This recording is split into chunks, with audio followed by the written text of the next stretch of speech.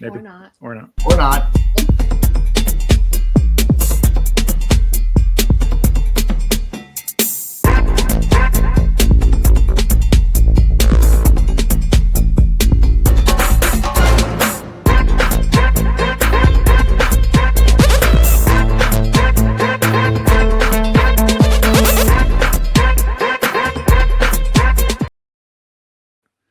Heyo! Welcome to We Don't Give a Flip podcast, where reselling meets humor and the flips never stop. I'm Bob, the Rocket City reseller, and I am joined by my wife Amanda, Fiona's Finds, and we have none other than West Virginia Panhandle Pickers, Mel and Sean. Hostess with the most. Hostesses with the mostesses. How are you guys? So glad to be back and healthy and done fighting these damn sick bugs. Yes, So hell yeah, it's that time of year, man. It is. Sure is. It is. Yeah. Yep. Everything's a human petri dish, especially the bin. So I was down for 2 months, man. I get it. It's a Yep. rough one out there. Glad to be upright. So Yeah. I'll say the plans for next year is start your echinacea early Yep. and your Vitamins. multivitamin Minerals. and Yep. hand sanitizer. Don't use it because it's going to kill all the good bacteria. Mm-hmm.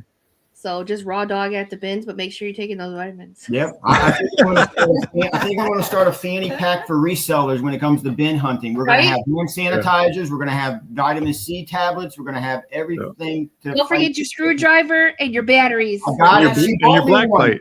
She bought me a reselling kit for Christmas with flashlight, a little screwdriver kit, so I can start testing all of our batteries. I'm going to have batteries set because How many times you pick shit up and it's corroded and you're like, son of a bitch? all the time now. Yeah, a couple Drink times. your Ovaltine. That's the message. And it sucks too because it sucks too Yeah. because whether you buy it in a retail store, thrift store, or you buy it at the bins, like bins you're paying for weight. So those jemmies, some of them are really heavy. Yeah. So you buy it, you get it home just to be saddened that it's corroded or rusted, and especially when it's not even especially when it comps work. hot, So good. and you're just like, That's the thing. I'm standing there in the middle of a switch, and I'm like, Mel, is this all right?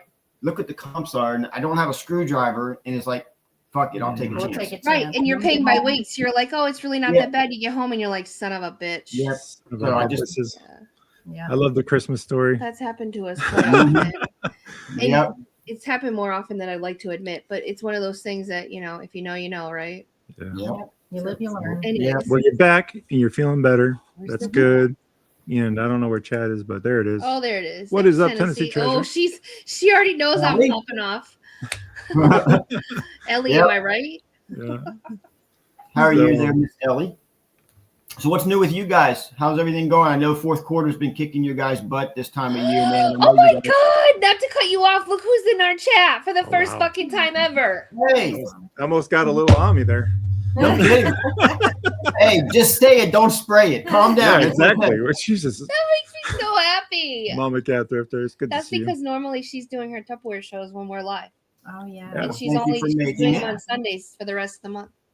So, Courtney, I'm so glad. We've been doing good, man. The reselling world right now for toy sellers is absolute chaos and fire. You guys know. You live that life every day too. Yep. So, I mean, We are not wanting for nothing right now. Yeah, we are more than blessed. Our cup overfloweth, as they say, and it's been absolute chaos and fire, all wrapped into one. Throw Whatnot in there and two. Static reselling. Yeah. After Sunday's one and done, I'm done.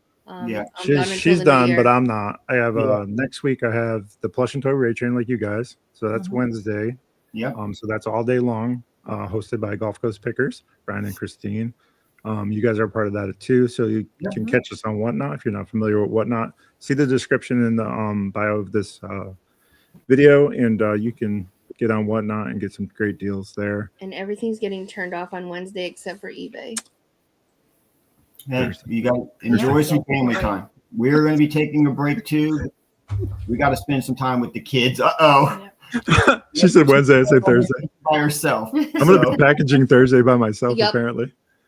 Well, listen. Okay, so I know this sounds probably ridiculous, but the dogs are going to be boarded on Thursday, which I just realized today. I love my puppies. Don't get me wrong. So great, but they're getting boarded next Thursday. Yeah.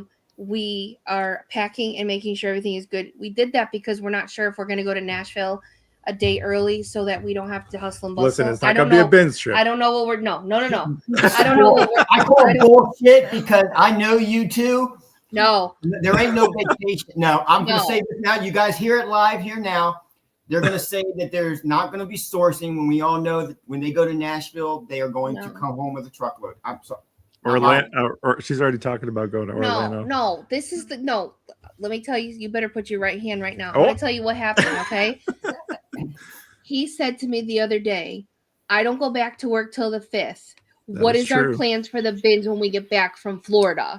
Only because of what we talked about back in the back. I said, you go back to work on the 5th. We get home the 28th. Can we go to St. Louis? He said, only if you hustle your ass and make $1,500 between now and the time we leave for Florida. I did see that. Yeah. Well, it's okay. It's recorded now on YouTube for okay. forever. It's okay. I just dropped almost $2,700 out of Whatnot that I earned and hustled for from the last time I took it out, which was October. So in 1 month, I made almost $3,000. So I'm happy with that.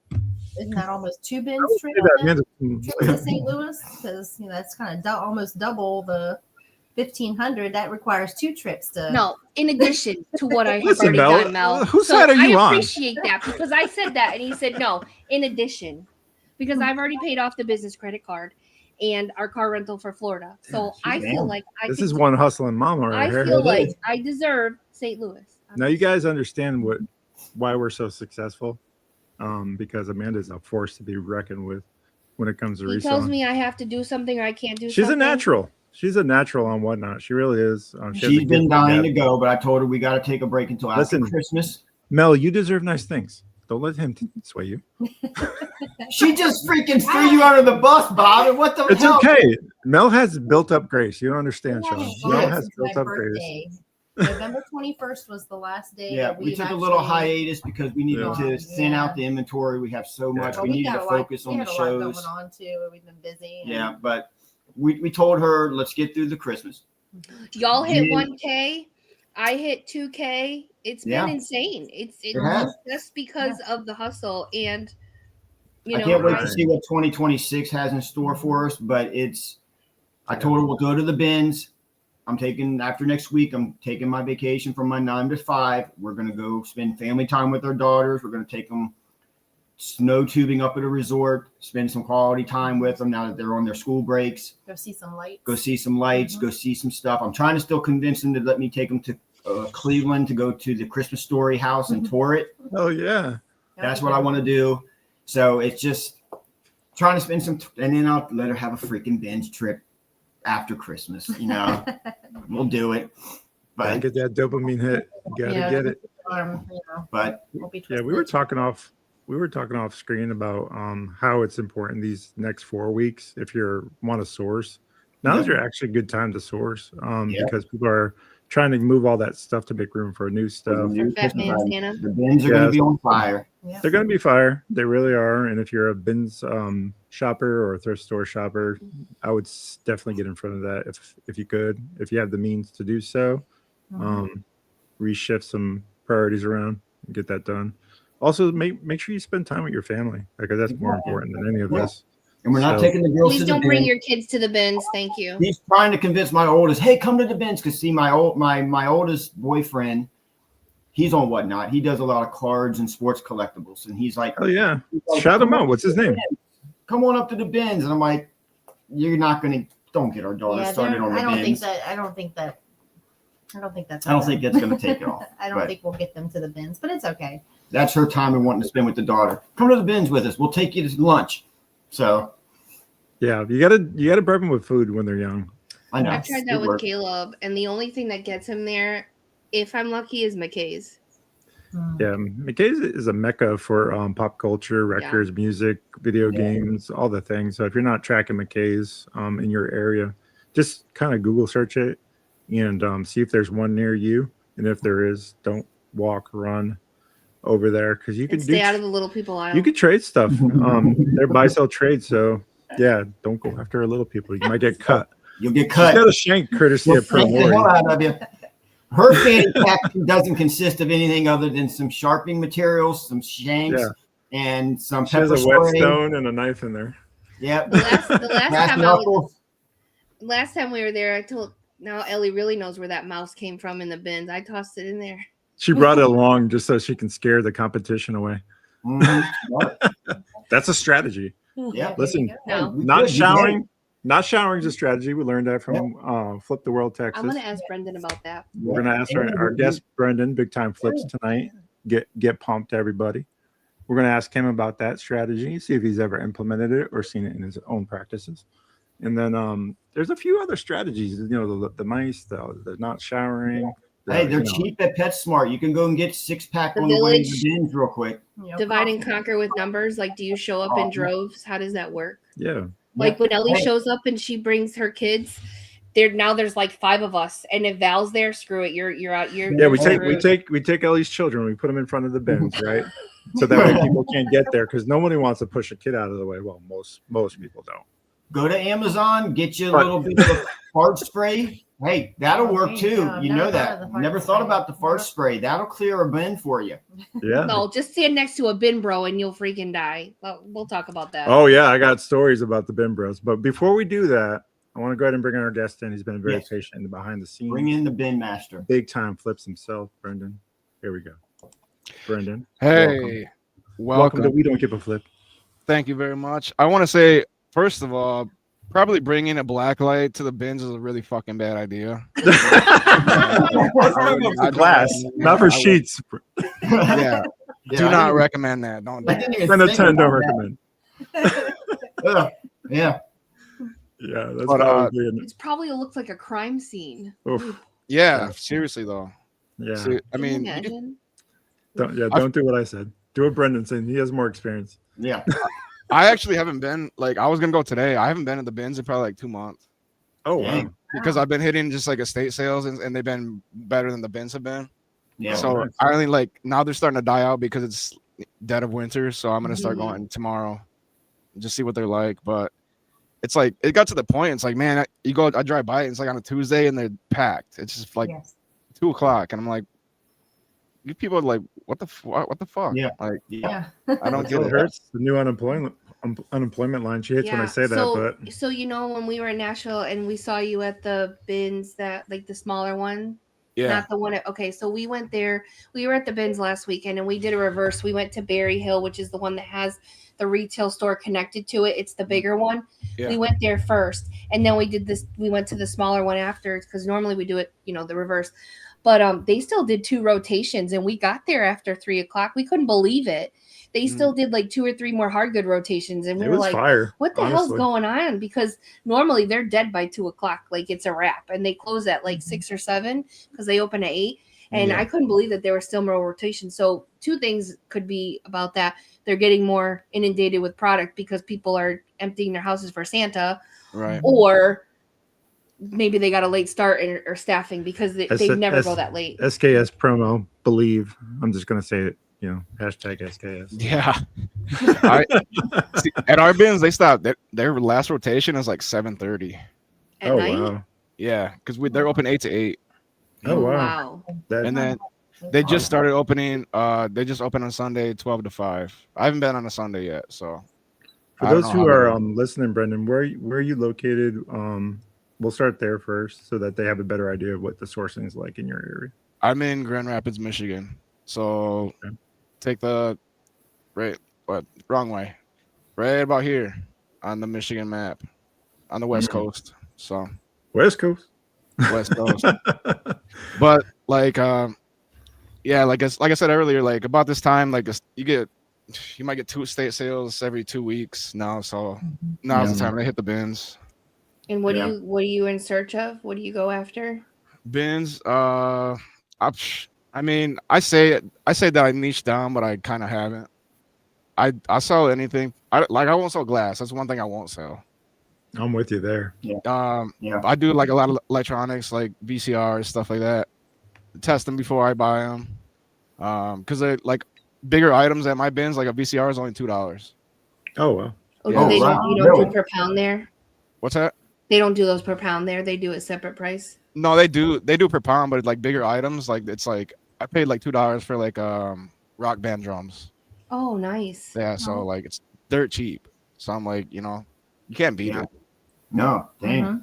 It's like a scratch off, right? Even if you weren't to test it, it's like, let me get one of these tickets, scratch it off. Pretty And I much, won. yeah. I won. You might Pretty win. much. More. Yeah. Yeah.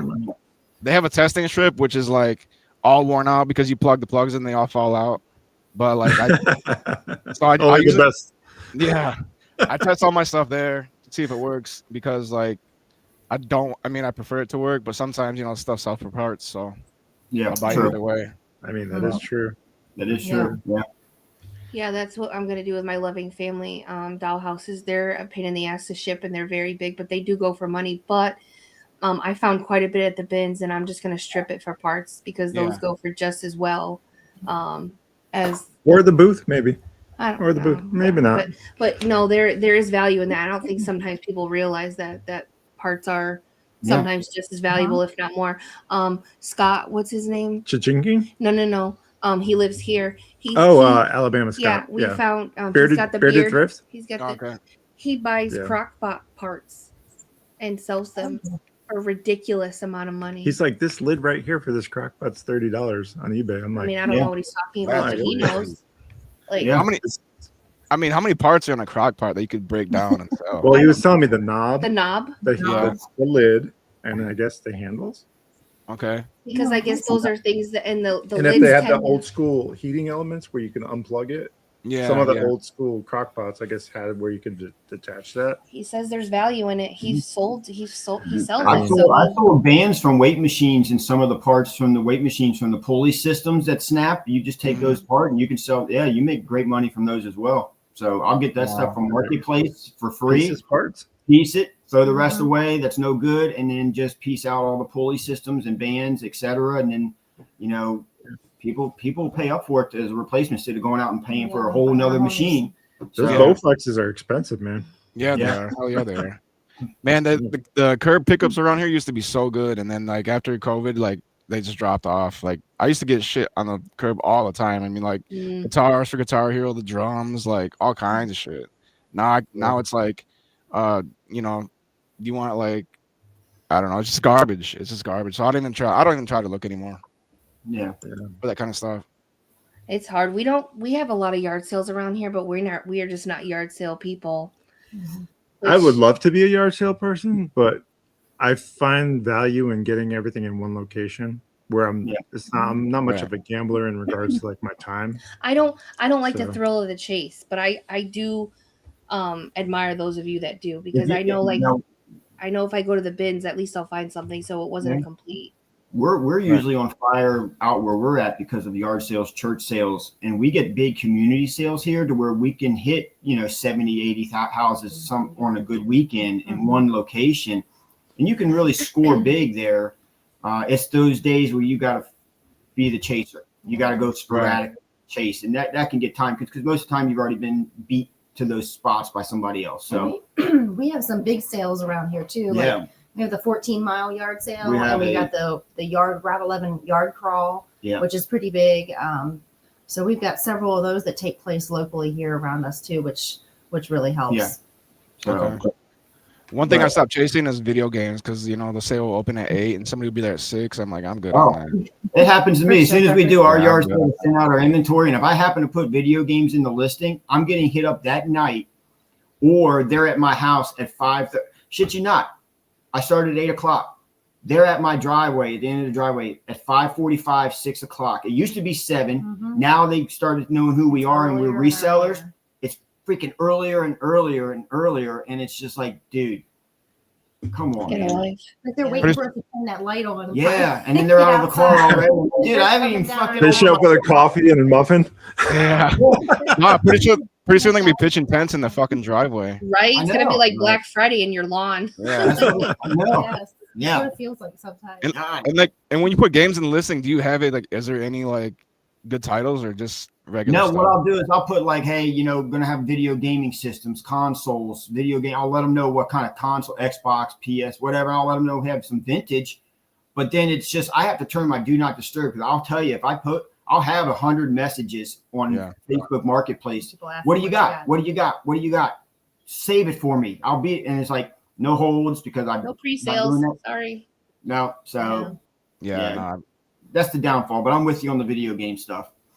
I stopped doing that like, oh man, like probably 3 years ago or so. I was like, and like, I mean, there was a bunch of listings with decent titles, but I was like, I'll get there when it opens, but they were already gone, and I was like, Yeah. I don't know, I'll just buy that other shit that people overlook, like the discontinued products and stuff like that. So yeah, I'll look for new old stock stuff. Give me the VCRs, new stock, I've sold brand new ceiling fans that people missed out for $3 to sell for $200 because it's new old stock.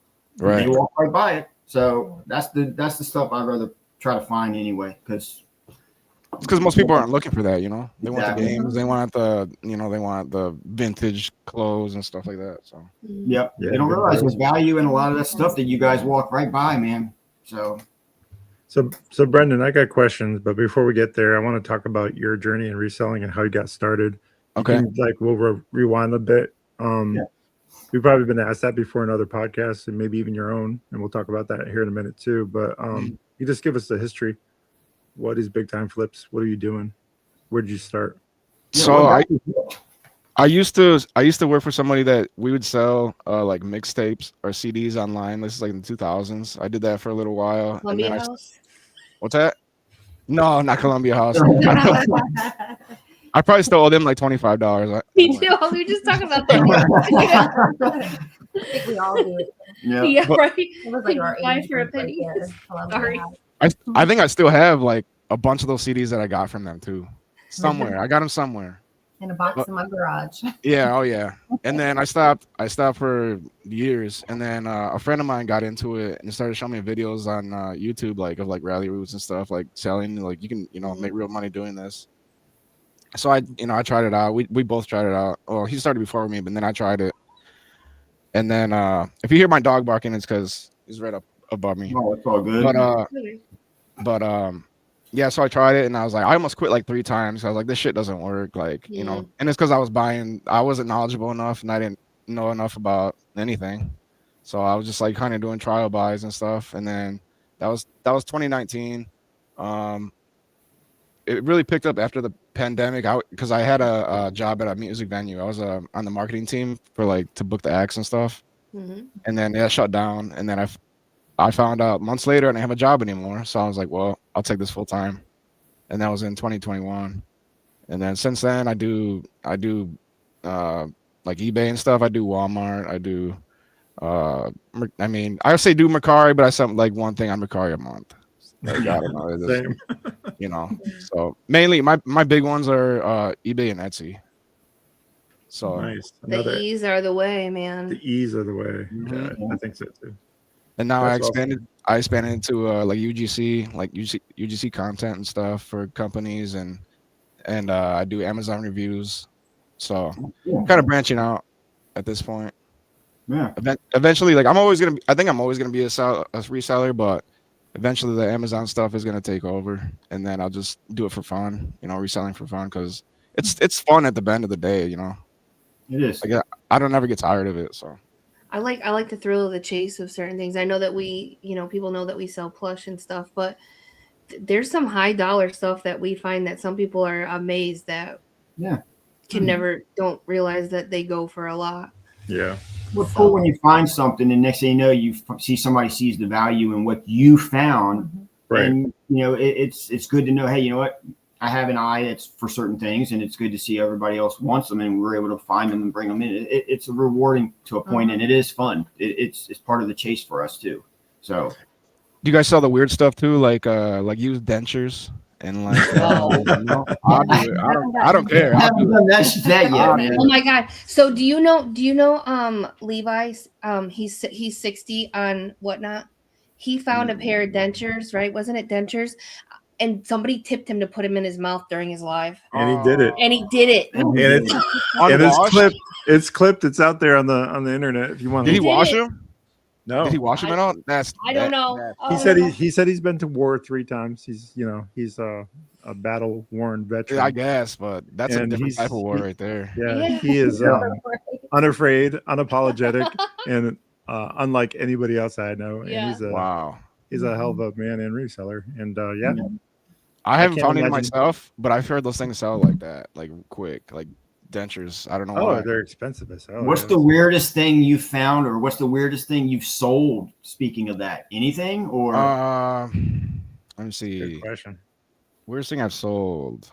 I can't think right now. I know I found like live frogs in the bins. What else? Let me see. I've sold like a bunch of feminine products to men. Like pretty quickly, and I'm like, I don't judge, but Like ones that are battery operated. no, like pads and stuff like that. Oh. No. I was gonna say, well, you know, whatever. Well, they say that Bob, did you tampons are leave great Brenden for a good nosebleeds. Yeah. review? I don't think you can't sell those used on eBay anyway. So Hey, listen, Sean, we both know that you prefer these. They Just saying. tampons supposedly are good for nosebleeds, so maybe you were selling to someone who gets chronic nosebleeds. Or maybe Just saying. they're a prepper and they want them for gunshots. Who knows? Could have been a I soccer don't coach too. Nosebleed. No judgment. No judgment. As long as they're not used, I guess. Right? I kid you not. One of my I used to coach high school soccer, and one of my female players did that. She had a bloody nose. She came off the field, and our medical bag, my assistant didn't replenish it enough. And she goes, "Well, coach, hold on for a second." Her mom came down, and sure enough, she gave her one and plopped it right in her nose, and it stopped. But when in Rome, I guess you do what you got to do to get back into the game. So. You gotta improvise. I don't know if I could do all that. Just be hanging them out of my nose. I don't think I could. Yeah. No, she cut the string for the most part, but I'm sure that the other team was picking. I'm sure there was a lot of smack talk on the field after when she went. Oh back in. yeah. Yeah. Oh, 100%. 100%. That's something you never forget. Like that's something that sticks with you like the rest of your life. Like, Yeah. you know, like people. that's how nicknames happen. That's how Exactly. Yeah. Exactly. I can't even imagine the creativity of Tammy young. tampon. Yeah, Tammy Tampon.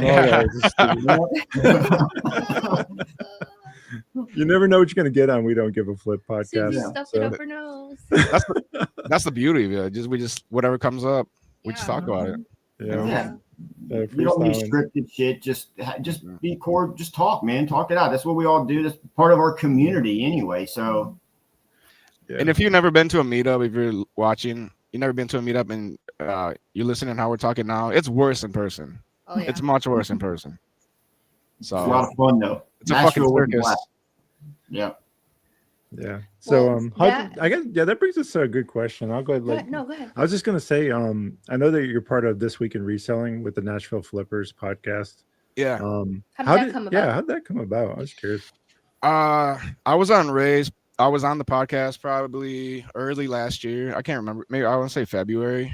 And that was the first time I met Ray was in 2024 in Nashville. And then he was thinking about bringing on hosts, and like it was weird. It was funny because like when he asked me, it was like around August. I was going through like a really like bad time in life, and then he randomly messaged me. He's like, "Yeah, I'm thinking about bringing on people. Do you want to join?" And just like that was like right time, right place.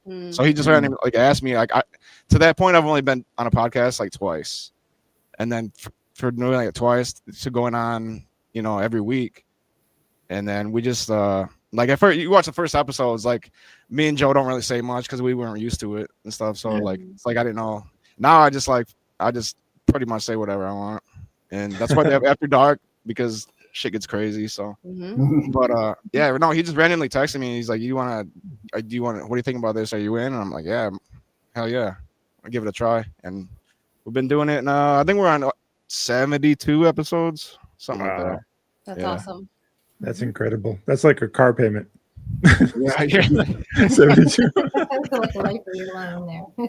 Yeah. And then we'll be live on the 22nd at 8 p.m., 7 p.m. Central. So yeah, make sure to check out This Week in Reselling with Brenden and the crew.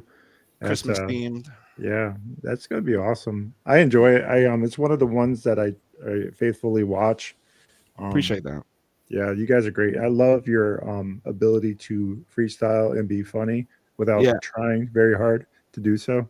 This says a lot about your character, I think. And this isn't weird to sound. Well, it might sound weird, but Ray has a very like calming like voice, so it's not like all over the place or like high. Like it's just very monotonic. He's a very good interviewer, and let the person finish speaking and then say, Unlike me. he'll say, let's rewind for a second because you said something earlier that I kind of want to unpack. I like that about Ray because you can tend to miss things if you don't have that ability to do that. It's a natural, that's a gift, right? Yeah. You either have it or you don't. He's really good at that. Like, just get into what, our guest is into and like, their story and all that. And then I'll come through and be like, let's talk about nipples now, like right now. Right now. Why? Right now. Why do men have nipples? Come on. Exactly. We're asking the real questions at this point. Like, this is what I really want to know. Right. But that's like when Joe asked me if we had any weird dolls in our during our episode. He asked if we had any creepy, our haunted dolls. He's like, I'm like, no, Joe, we don't buy that stuff. Like, we're not those kind of sellers. I mean, if you did do that, if you bought them in September and flipped them in October for Halloween, you could probably sell weird dolls all October long. Quite honestly, even just the heads. I know it sounds weird, but I heard if you put like haunted in the title, it gets like a better result. But I don't sell dolls, so I wouldn't know. We don't either. The only dolls I grab are Cabbage Patch. I don't like anything else. Bob likes the blow up ones, I think, right, Bob? Is that what you said? I mean, blow up dolls. I usually only pick up this type of doll, honestly. So these are the ones I usually go after. So what is that? It's Sean. It's Sean without a shirt. It's a banana. Yeah, if you want to know what's going on with the whole banana, brother, go out watch episode 1. This lady right here pulled a prank on her husband. Okay. Yeah, and it turned into an old damn pillow and a portrait, and it's everywhere. So yeah, that's what the whole banana crap is. Basically, Sean is deep throating a banana in a picture, and it got put on a pillow. Yeah, it happened to be a frozen banana, just like this guy's holding. It was kind of like this Funko Pop. It was kind of like this, but in real life, he was really enjoying it. The angle she took it, Amanda, you can just go ahead, Sean. Finish the story, man. I'll be right here. We're good. I'm just right here. So how I usually have to do it, throw it over my shoulder, but it's all right. You wanna call us and talk about it? You can give me a call and we can talk about it. You guys seen your banana? Is it a banana phone? Yes. That's what I'm talking about. Five Below. Yeah, I'm gonna need one of those. Probably. Yeah, and it has a USB cord and everything, and it works. You can receive and calls apparently on it. I don't know. Really? I guess I got all kinds of props. In Nashville and sign it like you did your beaver. Mm-hmm. Well, listen, everybody wanted to sign my beaver, Sean. Don't be jealous. Everybody did sign your beaver. Yeah, everybody did sign your beaver. I think I showed you. I have a cow this year that I'm gonna bring for next year. It's huge, a giant Chick-fil-A cow. Oh, it's not like this. I got 2 of their mini ones, but yeah, it's right here. It's huge. It's like 8 feet. It's big. It's big. Like it's really cool. Oh wow. Wow. Where do you get a Chick-fil-A cow that big? Everybody. Like there's no way that people are gonna miss out on this thing. Where did you get that? I bought it off. Okay, so I got this last year on the way home from the meetup. Okay. It was $20. It was just meant to be. And the lady that I bought it from is friends of a franchisee owner. Oh, okay. Okay. So this, that's you how can't I get this. acquired You can't get this in a store. No. So $20 it makes it even worth more, right? And so the plan is to get it signed at the next meetup, and we're just gonna run it live there because that way, if someone there wins it, they can take it or whatever. And Ray's gonna actually choose the I think, we're cherry. gonna let him choose whoever he wants to do it. So we're gonna allow Ray and team committee or whatever decide. Is there any comps on that thing? We could try. I've never comped it, but I did pay $20 for it. Here, you want? I mean, it's got to be worth more than that. Yeah, let's live comp. That's the biggest Chick-fil-A cow I've ever seen in my life. Other than the one that dances around in the actual costume, right? Yeah. Where's Apex Jeff when you need him? He collects those damn things. He's not getting this one. That's a sore subject, Sean. I'm just kidding. I should have never done it, but lesson learned, right? Yeah. So just right off the bat, there's a Chick-fil-A large 36-inch cow. How tall is that one you guys have? The one you guys Probably have? that. It's really big. Like 36. I don't know if you can see like it's big. My only complaint is it doesn't have udders. Nope, and it doesn't. But it is utterly fantastic. It really is. It is. Well, wait, it shouldn't have udders because it's a man. It's not a female cow, so. I don't know. And it's not a milk cow; it's a beef cow, so it shouldn't Well, have udders. I would still prefer it my cows have udders. Maybe I'll get some. What are those things? A plunger, and I'll put some nipples on it for you. And I'll bring it to Nashville with some plunger nipples on it. I'll sign that. I'll sign the seamstress. Put some on there. I'll sign the nipples for sure. Okay. I'll see if I can make it happen. Put some teats on it. Okay. Yeah, I'm not seeing comps on eBay, but I would imagine maybe people can't really get their hands on it because it's like one of those things. Maybe corporate gives them to it, and they you know, like, and probably a franchisee's like, I don't want to give this away. Store display type thing, maybe. Right. Yeah. It's a one of a kind, and we have the only one. I don't know. That's not true. But I bet you somebody would pay like at least $50 for that thing. Say you'd be surprised. We probably could get more than that. I mean, maybe I'm just. Well, we are niche down. The beaver went for over 200. The beaver went for Did it almost really? 200. Yeah. I don't remember the final price on that thing. Yeah, I think it went for pretty close to 3. Ruthie and Four Seasons Picker won it. Yeah, she had quite the battle with Ray on Whatnot over that beaver. She wanted to be the one. $300 for a beaver. That's crazy. Yeah. Beaver. Man, I haven't paid that much since I was in college. Exactly. Oh, you're a lucky woman, Mel. Those were the days. You're a lucky woman. That stuff. I didn't know him in college. She didn't know me in college. It's cheaper than marriage. Now I'm paying $1,000 a year for beaver. What the shit? Oh, I need to go back to college. You're fixing to find out. You definitely need to be schooled, Sean. Yes, you do. Oh, don't worry, Mel will get them later. Anyway. Yeah, so that's Nashville happening. was the first time that you met Ray. Is there anybody locally that you know that you resell with, or competition, or anything like that? Like, do you have any reseller meetups near you? There's no meetups near me, so that's why I've gone to so many meetups, because there's none in my area, not like in Michigan. I mean, they got the little eBay ones and stuff, but like, I'm not gonna drive to Detroit for an hour just to drive 3 hours back, or 2.5 hours back. So how far are you from Nashville? 7.5 hours. Did you drive last year? Yeah. Was it worth it? Yeah, because I picked on the way down, so yeah. You know, I stopped at that's smart. There's one in Indiana that has conveyor belts, so I stopped there. Wow. Oh, really? That's wild. Yeah. So Did like, you get footage of that? What's that? Did you get recorded footage of that? Yeah, I made a video of it. Oh, that's cool. I have to check that out. Yeah. I think there's one in Kentucky too, Lexington, I think, or something like that. But they basically they load everything in the back on the conveyor belt, and then load it out, and you gotta stand behind this line, and then everybody takes off running, and then grabs whatever they want, and then when it's all picked through, they roll it all back and load it up, and that's. So the conveyor belt's not moving as you're picking, right? No, it's just like they use it to wheel everything out on the belt. That's some I Love Lucy shit right there. How many? Chocolate going in the face.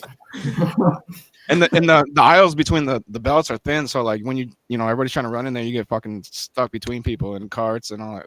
That's how it is in Arkansas. Arkansas's bins are $1.09 a pound, but so how they do it there is it's like this. It's but like your typical bins, like your hard goods are here, this and that, like it is blocked off. Like there are giant blocks. Like the Arkansas bins is like 3 times the size of Berry Hill, which is the one with the retail store. It's ginormous. Wow. Ginormous. And also if you ever make it to St. Louis, which I highly recommend, I've been twice. They have 2. Yeah. Okay. So I like how I like how they open from 10 to 1 and they close and reopen at 3. Mm-hmm. It's so great because like for you who you like electronics, they separate it. So I don't have to worry about you coming over to hard goods because it's separated. And if you're a t-shirt person, you're not vice versa. You're going to where you need to go, and there's no FOMO because they've replenished everything and everything's new. Yeah. I remember. Did you go? You talking about the one downtown? They're both like that. Mm-hmm. Oh, there's 2 in St. Louis. Yeah, the one in Bridgeton, I found. That's a good one. A bunch of stuff, but the one in downtown St. Louis, it was like 1 bin, or it was like 2 bins full of just like VHS and cassettes. Yeah. I picked through those 2 bins for like at least 40 minutes. Going through everything, and I found the one in downtown is a little bit urban. What'd you find? Just curious, when you were picking through that long, what'd you find that was good? You must have found like horror VHS, wrestling, metal and rap cassettes, even just the tape. Like some of the tapes will go for like $30, and I'm getting them for like 10 cents, 8 cents, something like that. I just started picking those back up because you're lotting up some of the classic rocks and etc. and then doing pretty well with those. So, and nobody seems to pick them up right now. So, yeah. It's that's definitely a good genre. I don't see them I don't see it a lot anymore, but like when I used to go to the bins a lot, I'd get a lot of metal, and like I mean, like I said, I'd sell single tapes for $30-$35. It's crazy, you know, people will pay. Yeah.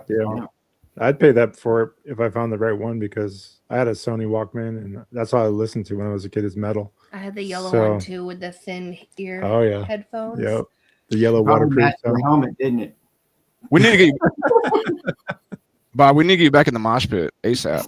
Yeah, right. ASAP. I used to have hair, Brendan. I used to have hair, bro. Not anymore. That's what my daughter's into right now. She wants to go. If you're familiar with Suicide Boys, anybody? Yeah, I just went and saw them 2 months ago.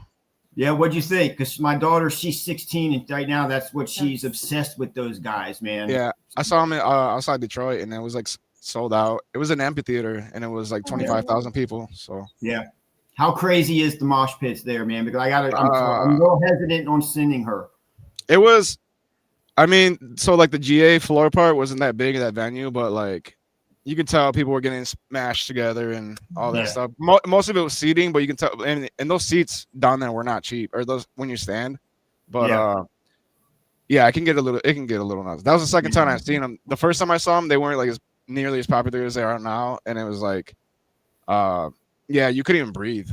Like it was like, it would mean you couldn't even move your arm. It was just like this. Yeah, that's what I told her. I said, Dad will buy you tickets for a seat. You're not going to be in the pit. You're not going to be in that area. I can't do it. Yeah. Where there's a will, there's a way. She'll figure it out if she really wants. I know. I'm screwed. Those mosh pits can get a little they get a little deadly. Crazy. Yeah. You easily break something if you're not careful. You're full neck. People get body slammed on the floor and all that. Oh yeah. You know, punched. Yeah. I guess it's a vibe. I'm not one that I'm wanting to do at my age, but there was a time where I was a metalhead. I've been in some, and my friend got his glasses broke, and then we go outside. He's like, "Man, that was a fucking great show." I was like, "Man, I got punched in the face 4 times." Yeah, because I was like, "I know those glasses aren't cheap, and you still had a good time." I was like, "He's like, I'd do it again." That's commitment. Right. It is. It really is. You really love your metal. Yeah. Oh yeah. Yeah. I haven't been to a metal show in a while. It's been a while. I don't think. Yeah. So there's a lot of things that we wanted to talk about, and I wanted to know, like, for you with reselling, what's the driving factor other than money? There's got to be something else that's driving you towards your you started out of necessity. What is it now? Yeah, what you started from necessity. Yeah. So probably freedom, just to do what I want to do when I want to do it. I don't have to listen. I don't have to ask somebody for vacation. I don't have to ask for time off.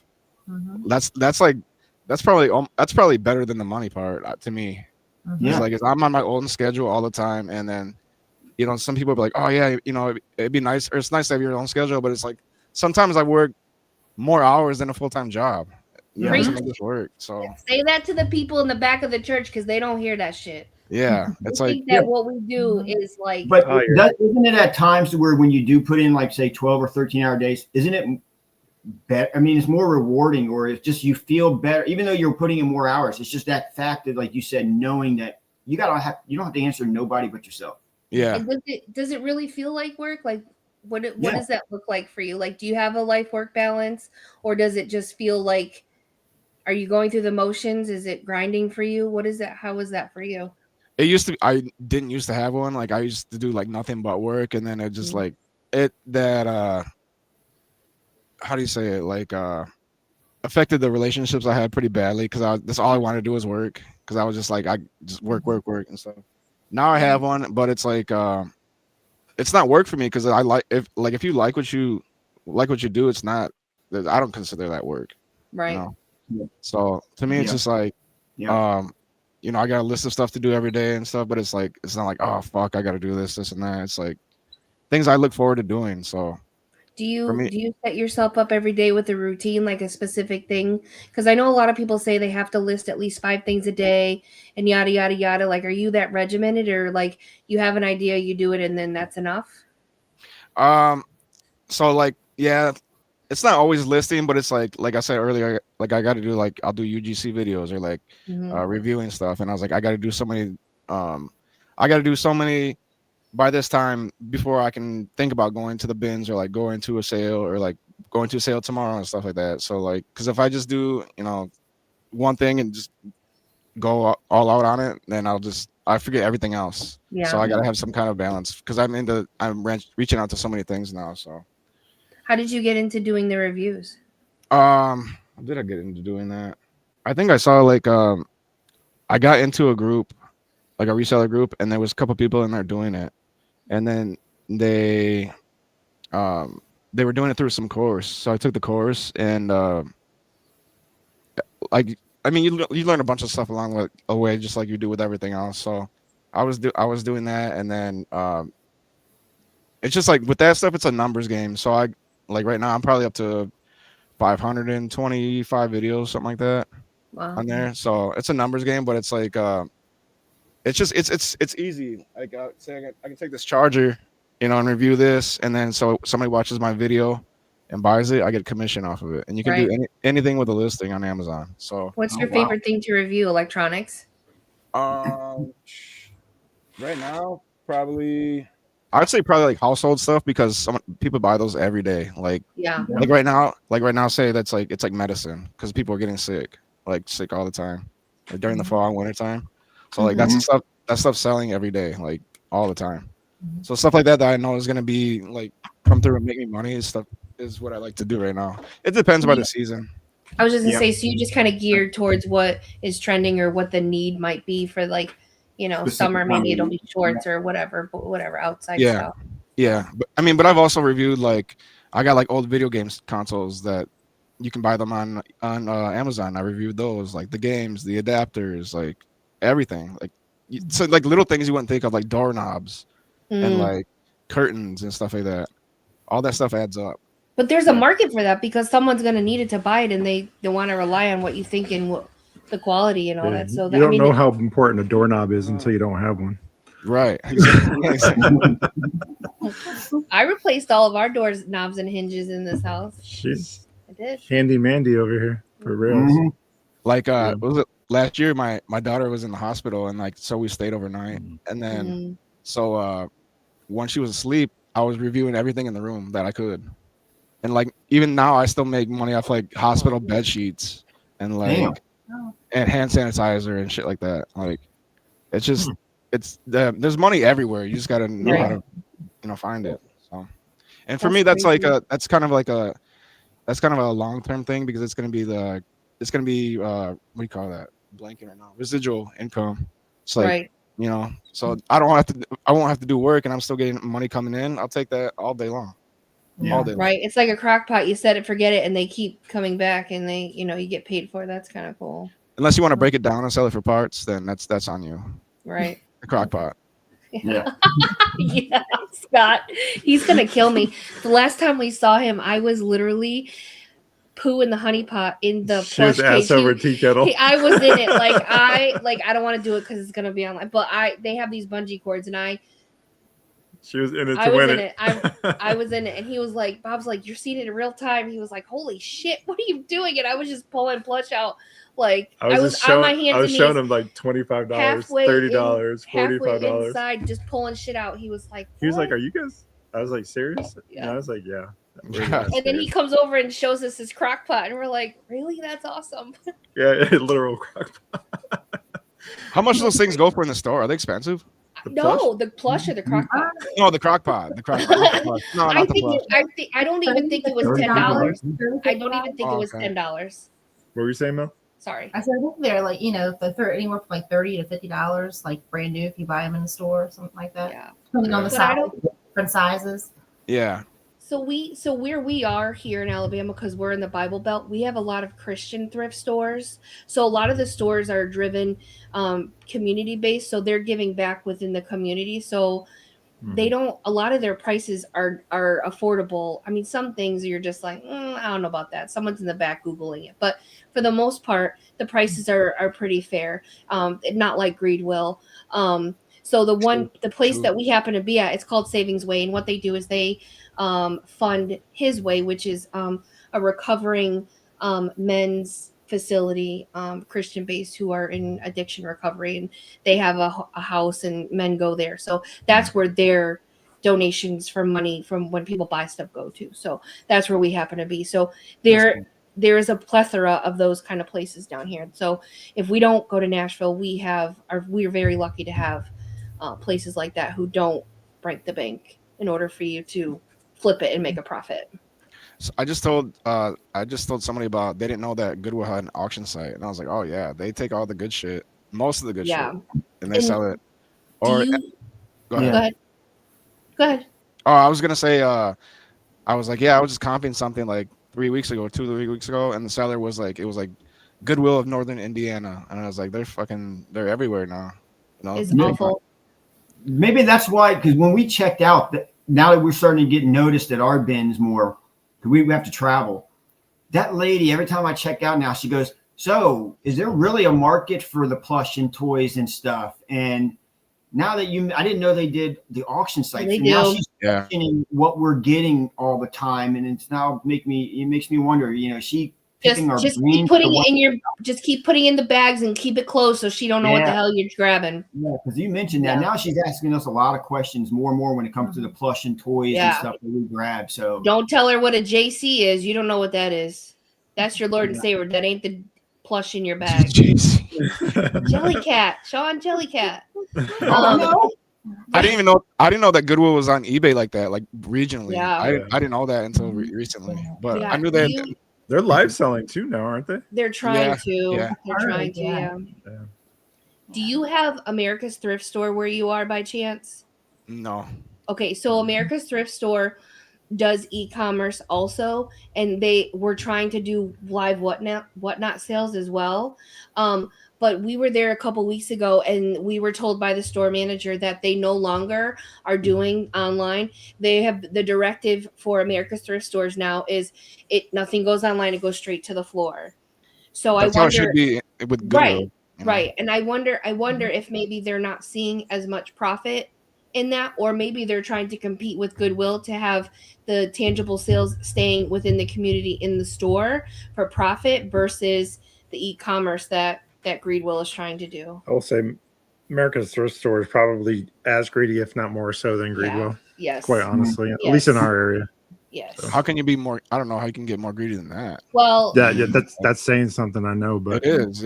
Think about that for a second. I mean, if you go in there for a Squishmallow now, you know we do plush, right? So I'm just gonna grab really the size, but let's just say this is a Squishmallow. Okay, this would probably be $5. A Squishmallow this size. For now, like I've said before, take the reseller out of it. If you're a parent whose child comes home in tears because Sally has a Squishmallow and you don't, and now you want it because Sally has it, well, your budget may not be Sally's parents. You go to the thrift store hoping to find something similar or like it, whatever, and you got to pay $6. You might as well go to Walmart and Target and pay full price, because at that point, there's no benefit to shopping secondhand. Right. And that's what I don't think that these people understand, because Goodwill, all these places, they rely on donations. I would tell you the marketing strategy that Goodwill's implemented to make people think that it's actually there's goodwill. Like they've confused people to the point where they think it's charity and it's a corporation. Yeah, so people don't realize that. And not every Goodwill is marketing owned by genius. The same person either. Yeah, that's the other thing. So, anyways, I mean, we could go on and on about that, but I really think that they need to rethink how they are supporting the community, because they're already taking the parent who's struggling or the family that's struggling out of their store. They're keeping them out of their store. Right. Take us out completely. Yeah. Because we'll find another way to find something to flip and make a profit. We've noticed ours, if you look in and start comping things, they're like $2 to $3 under every eBay comp that we found. So whoever's in there pricing these are literally in the back comping every single item when they're pricing these out now. Now you go one a little into another state, totally opposite. Yeah, we very rarely have any success at any of our stores around here. I don't really go to Goodwill stores anymore. I went yesterday for the first time in a while, but one of the last times I went was like a couple years ago, and I found an original Empire Strikes Back poster, like framed, Oh, and wow. it was from the when it came out like 1979 or something like that, and they wanted it said $6 on it, so I was like, I'm grabbing that. $6. Yeah. And I brought it up to the counter, and the woman was like, "Where did you get this?" And I was like, "It's on the floor next to the wherever." She's like, "Well, this isn't supposed to be over here. It's it's supposed to be in the back." And I was like, "Well, it's on the floor. It's too fucking late now. Like you gotta sell for $6." Yeah, I didn't go in the back and take it. Yeah, exactly. Yeah, because they pull all the good shit out. That's like, you ever seen, there's a TikTok where this lady went up with like a purse. I don't know what kind of, I'm not a purse person, so I don't know, but it was a name brand purse. I don't know if it was I don't know, whatever that F brand is, Fossil, whatever. Yeah. And she was like, "Oh no, that can't be out here." And it was like $5 or $6. It was really inexpensive. And they're like, "No." And then she found it listed online. Like she showed it in the video, and I was like, "That's pretty dirty." Yeah. That's really dirty. Well, they all do it. Like there was a TikTok or reel going around about Target's Black Friday sales. People were flipping the the red tags over the clearance price, and it was the same price as the sale price. Yeah. So it was just like, is it really? I feel like stores have been doing that for years now. Oh, for sure. I agree. Drive it up just to market down all the time. Yeah. Depending on what sales they run, like the prices will be higher. Yeah. Yeah. The higher discount coupons, like if you get that 15, 20, 30, then the starting price is a little bit higher than. So when you get down, you're getting back to the normal price. 30% off. You're back down to the normal price they want to get anyway. Yeah. The last time I really went to Black Friday was like 2010 or 2009, and it was back when it was Black Friday. Yeah, it was, and I stood outside all night at Best Buy that's when LCD TVs came out, because I had like a shitty CRT, and I was like, and it was cheap at the time, and even then it was still like $500, but those TVs were so expensive when they came out. And like I stood outside for like, man, I don't even know, at least 10 hours in the snow, and sucked. Damn. It sucked. You got there early. Yeah. Oh yeah. That's because you got to see those lines on the big screen. That's right. Yeah. Okay, so just one thing before we move on. Did you see? Have you seen all the TikToks recently about how Target gave out swag bags, and first certain people got tickets, right? The swag bag. The swag bag was better than what was in the swag bag. It was like this big, huge, iridescent. Now I say this because Mel and I used to both work for Target, so I'm gonna talk shit about them. Oh, okay. So they have these big iridescent Target bullseye bags, right? Beautiful bag. There was Uno cards inside, electrolytes, Band-Aids, and one other thing. And people were like, I fucking stood in line for this. What you need for a rave or something. Like, why? And this bag, and the bag was like a big Hope, like an IKEA size bag. But it was pretty decent size. And they had like 4 things in it. And I was like, shame on you for a multi-billion-dollar company to hype up this thing that has like 4 things in it that you could buy at a dollar spot. Like, come on. That's like when companies they turn a profit for the quarter and like, you know what? We're gonna reward you, pizza party. Right? Yeah. Pizza party. Not a raise that you want. Pizza party. Bonus. F a pizza party. Yeah. You cheap sons of bitches. Thanks for the pepperoni acne, asshole. Get my quarter raise. Thanks for the diabetes, you son of a bitch. No, but that's what they get. That's what they gave out this year at Target. Those bags. Yes, they were like big swag bags. If you look up it, I don't know if you have TikTok, but if you do, look it up for Facebook Reels. Yeah, the people were complaining about how they stood in line, and some store managers were giving out the tickets prior to people getting in line. So again, it created a problem. People, and the same thing with the Starbucks cups. Employees were going in for that bear cup and purchasing it before it even went live. Like it's just ridiculous. But yeah, look it up. You'll see. You'll be like, what the fuck is that? Because it was like bullshit. They were so excited to get this bag, and they opened it, and they're like, I could have bought all of this shit at the Dollar Tree. I would have been so Where's my whammy? Sorry. I would have been so pissed. Right here. Here you go. There you go. No whammies. No whammies. No whammies. Where'd you guys get that at? That's awesome. We got it at the bins, I think. Oh, did you? Okay. Yeah. No whammies. Did Ray show you his Cowboy Pikachu? No, I don't think so. Okay, we found that. We found that around here. I need to know. We found the bins, actually. I need to know what you collect, Brenden. Yeah. I collect just like weird stuff, like I find like if I find like 90s toys from like Burger King and stuff, I'll grab those. Oh, hit up Mama Cat Thrifter on Whatnot. Go to her show. She's got all kinds of shit you would like. Same with Tennessee Treasures. They got toys for days. I got what else do I have? I'm trying to think. It's behind me. I got like the Power Rangers, like the flip heads and stuff, and like I got the turtle van, like because I never had one as a kid. Oh, that's cool. Hell yeah! Dude, I got some old Power Ranger shit, man. You need to send me a message. I will just get that shit out over to you because I've had it for a while. Nobody wants a lot of the figures or some of the add-ons, some of the weapons. I'll shoot you some pictures so you can take a look. You probably know more about it than I would, but there's some older things down there, man. I can't move it. Nobody wants them, or they just message you and say, give it to me for a couple bucks. Yeah. Play sob stories. And I'm just like, man, I'm ready to move it. So if you collect that shit, man, send me a message. I'll just shoot it to you. So you don't sell on Etsy? You guys don't sell on Etsy? We just signed up. Man, I bet you anything you'll sell it on Etsy. Cause like a lot of older shit I have, and like it's like I sit on eBay, and then when I first signed up for Etsy, I was moving shit that I had sitting on for months. Preach, Brenden, preach. Tell them. Etsy. Dude, Etsy's the way to go. Etsy's the way to go. Okay. We've been talking about it for months, man. To the point where our mouth is so dry. It's like, just I should have stock at Etsy. We he turned on international shipping a few months ago, and for us it was a huge game changer. Because for those of you that don't know, I mean, with us being plush sellers, eBay puts restrictions for overseas international sales, and the one thing that you cannot sell to the UK is plush. I don't know if it's a tariff thing, if it's the free ban. Yeah, no, on eBay. Fine. Internationally, I didn't know that. You can't. No, for some reason the UK will not allow plush stuffed animals. I don't know through what it eBay is for whatever reason. For what it is on eBay, but Etsy, as soon as we turn Etsy's on international shipping, we should have Etsy on the show. They don't give a flip. It's crazy because we have sold to like places in Germany and Russia on eBay, and as soon as we opened up it on Etsy, we've sold to the UK and other places. So many other places that we weren't What's your best Etsy sale? Let's talk it through. Oh man, I gotta think. Best flip. My best on Etsy or any in general, but I mean we're on subject, but either way. So far, my best one on eBay. I sold a sewing kit. I got a bunch of them at a tent sale.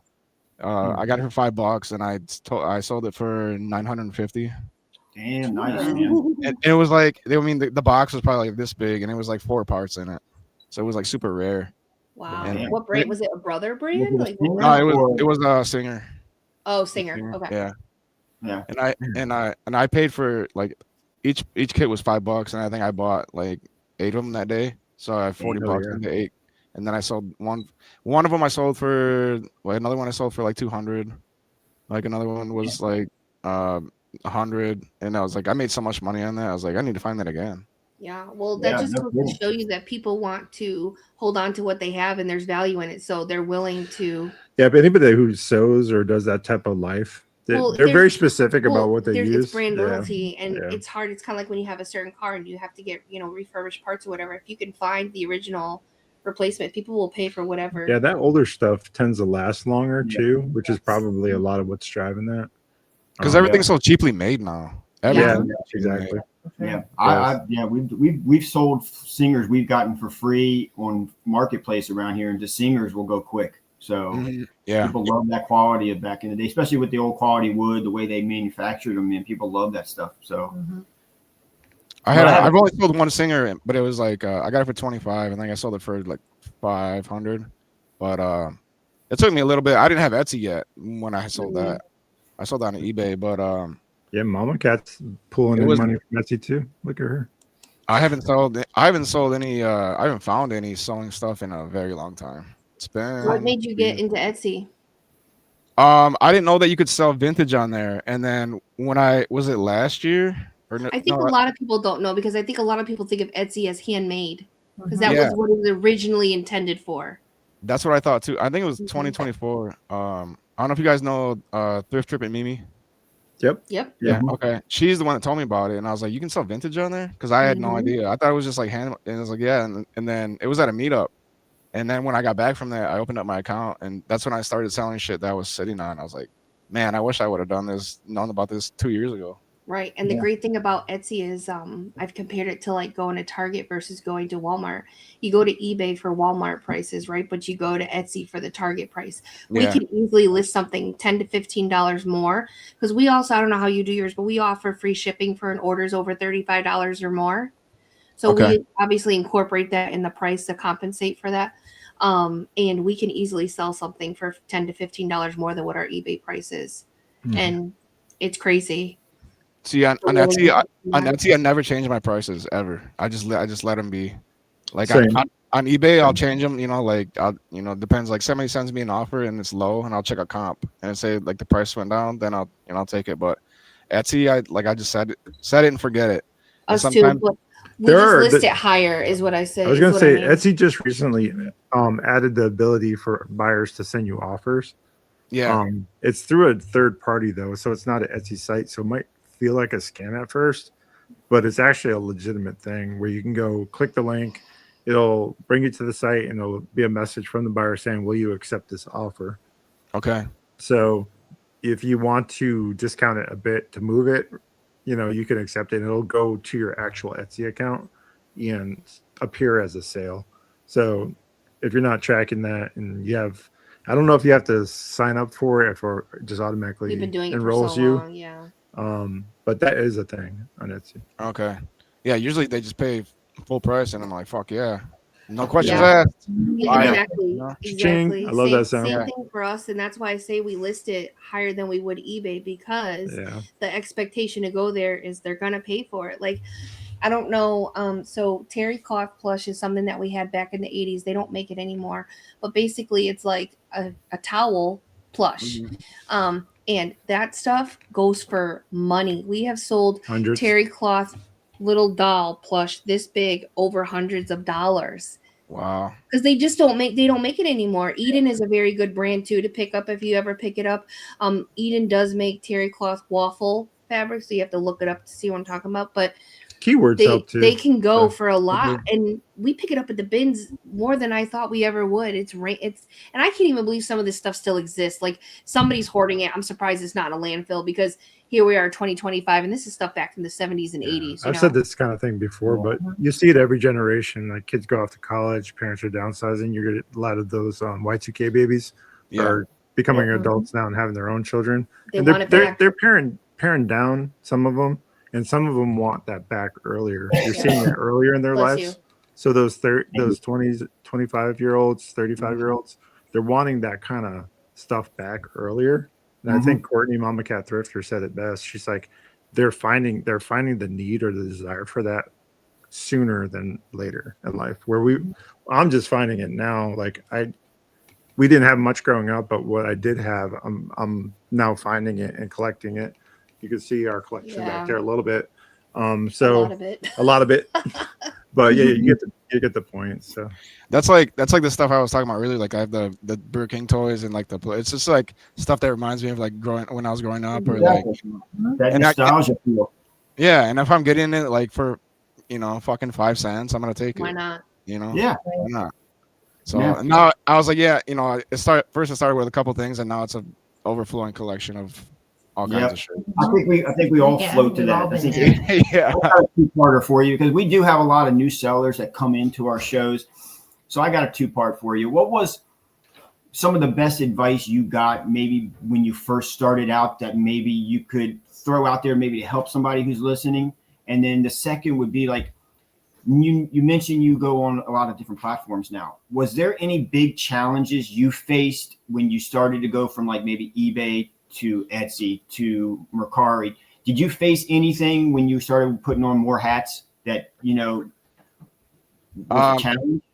I would say the first, they kind of tie together. The first one I would say is like list as many places as you can, not just put all your eggs in one basket, because you never know where things are going to sell. And that's very true, because like I just got like a random Poshmark sale the other day. I never sell on Poshmark. I would never thought, like, it was a vintage hat. I never thought I would sell it on there. I only put it on there because to go to the second part of the question is the challenge is listing on the platforms like separately is so time consuming, and that's why I use a cost lister. Who do you use? Vendu. Yeah. How long have you been with them? Year and a half, something like that. Because it saves so much time, because if like I used to do that, I used to list on every single platform, and it takes so long just for one item. Yeah. So I mean, I know you're an affiliate with them. What's your affiliate link for those who might be listening who can benefit from it? I actually don't have one. I don't. You're not an affiliate? No, because I'm in a Reddit group where you gotta like you post like it's like 4 or 5 comments a month. You don't pay for your I don't pay cross for it. right? I don't pay for I it. knew it. I thought I was gonna Yeah. ask, but I didn't. I thought I remember you saying that you don't because of that. Hang on a second. No, say that one more time because I missed part of it and someone might have. Say that one more time. Reddit so I'm in this Reddit group for Bendu, and you got to go on just like reselling subreddits, and like when people ask for advice about like getting started with selling and stuff like that, you don't outright recommend Bendu, but just say like, oh yeah, CrossLister will really help with time saver and stuff like that. And by doing that every month, I get it for free, like all the max, everything. So wow, that's awesome. I'm pretty sure I remember you saying that when we were on the podcast that you don't. I need to get on the nifty Reddits. I just wrote the shit down. If you see me over here, I'm like, man, I'm gonna. Well, and I think CrossListers. I mean, we've used Vendor before. Yeah, We had it for a while, and now we use Nifty. But I'm trying to get Mel into Etsy, and So have you ever just listed from your phone to Etsy without the CrossLister before you had the CrossLister, or no? I think I might have like a couple things. Okay, so how user friendly do you think that the app is on the phone for? It depends. I mean, I don't know what it's like on Android, but on iPhone, I think it's pretty straightforward. Right, it's kind of like Whatnot. You take the photo, you upload it, you put your description, and you publish it. Yeah, you put like you got to put like if it's like a physical item or like a digital item, right? You put your shipping and all that. It's really easy. But my point is like it's very like you can't go to the next step until you fill this out. Like, but it's very like user friendly. Yeah, for sure.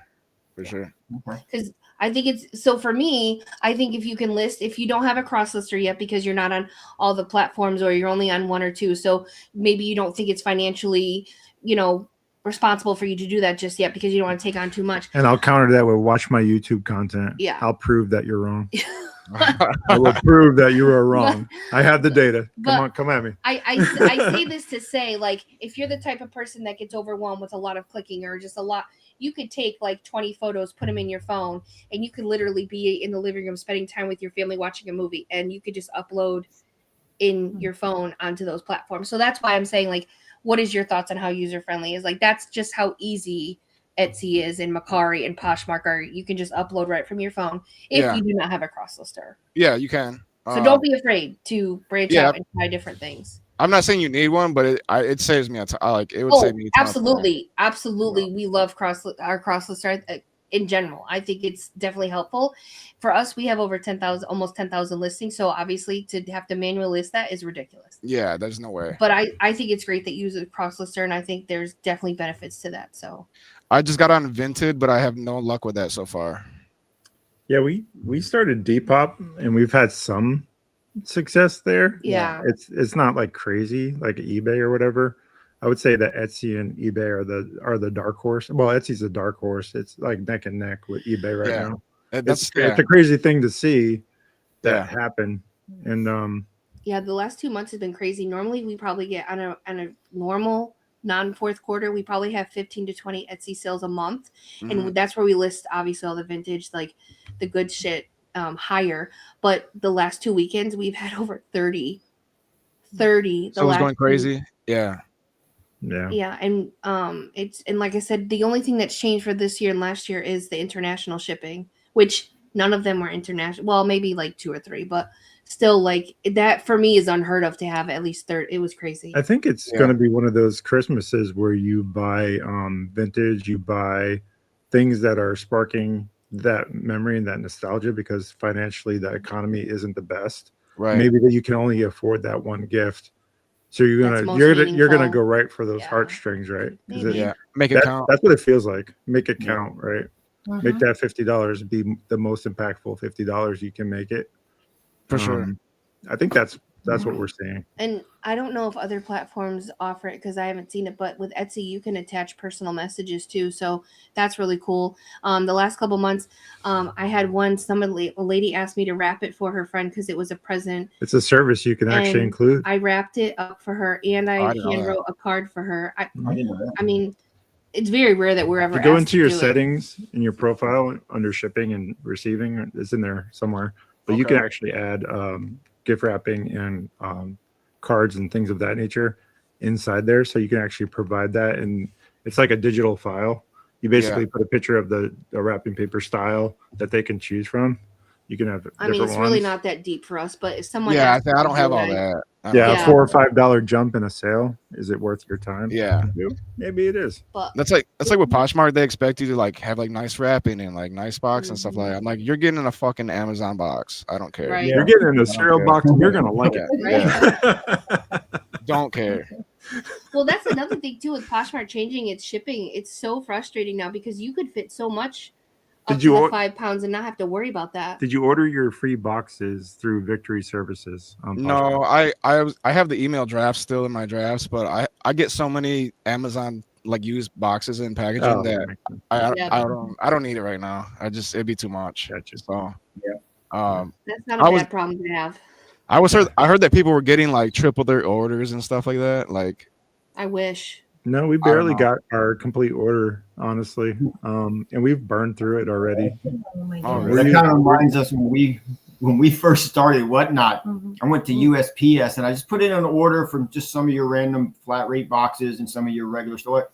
We're on vacation. Next thing you know, our cameras are going the off. freaking truck pulls up and unloads like fucking I don't know, and you couldn't even see our. You couldn't even see my garage. I had about 4,800 the pallet.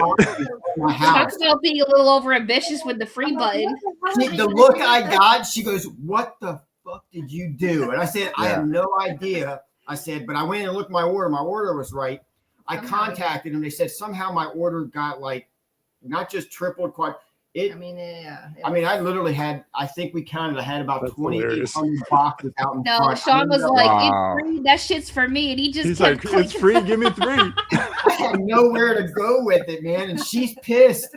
So I had to have them come back out and pick up a load back. And it's like, dude, you guys messed up because I did not order it. I had to show her because she was literally pissed off at me because we're watching. You couldn't even see our garage door anymore. You remember that movie, The Fall, Tim Allen? Yeah. I'm surprised they delivered that much. That's what our house looked like with all those damn boxes, man. It was freaking nuts. I had a bunch of priority boxes. Like I just ordered them a long time ago, and then when Poshmark got rid of priority, I just took all that shit back to the post office. I'm like, I'm never gonna use it, And now everything's grown. I was like, I didn't even ask if I could drop it off. I just came in with big ass like armloads of boxes. I'm like, just take this. I'm not gonna. Nothing I can do. Brought them to Goodwill for them to resell. Oh, I know. I've seen that so many times. We've seen that. We've seen them at resellers at yard sales sell the priority boxes, and that's what's funny is watching people actually pay $3 or $4 for a pack of 10 or something. Yeah, and it's like, because I don't know how many people know that you can get free boxes though. Yeah, I mean outside of resellers, Yeah, like just a normal person. So I would take it that you don't sell on Whatnot then, if you're not. I sell, or do you? I sell on the Buy It Now. I don't sell like live selling, but I've only sold like 5 things on there. That's okay. Do you plan on maybe diving into social media sales at some point, or are you busy with Amazon? Is your primary gig your reviews and things of that nature? Are you going more towards that? Yeah, I'm kind of going towards more of that, and then also I don't have like enough of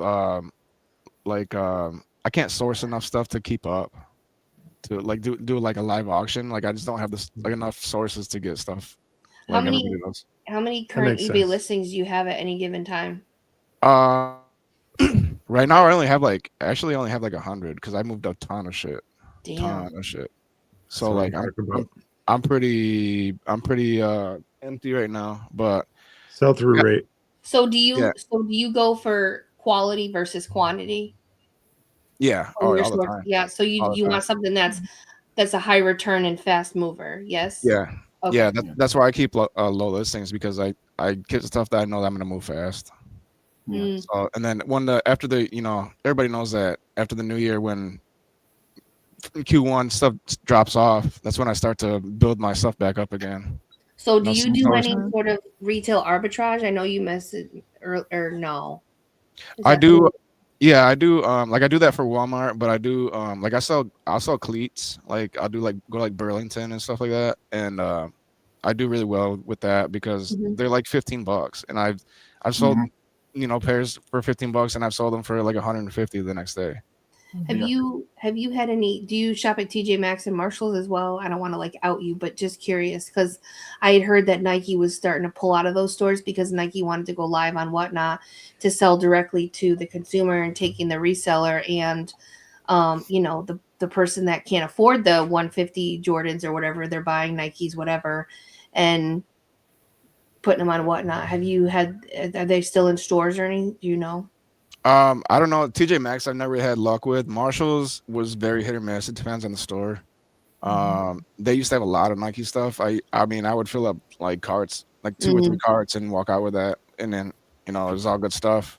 Now, not so much anymore. I haven't been to a Marshalls, and it's been a long time. And we got 3 or 4 stores, and I mean, it'll be right next to a Burlington, but it's still not just worth my time to go in there because it's just. I had heard they were trying to pull out of there and trying to go live on Whatnot, which is kind of shitty because now you're taking out a whole nother demographic. Puma's doing that too, yeah. So Puma's done it.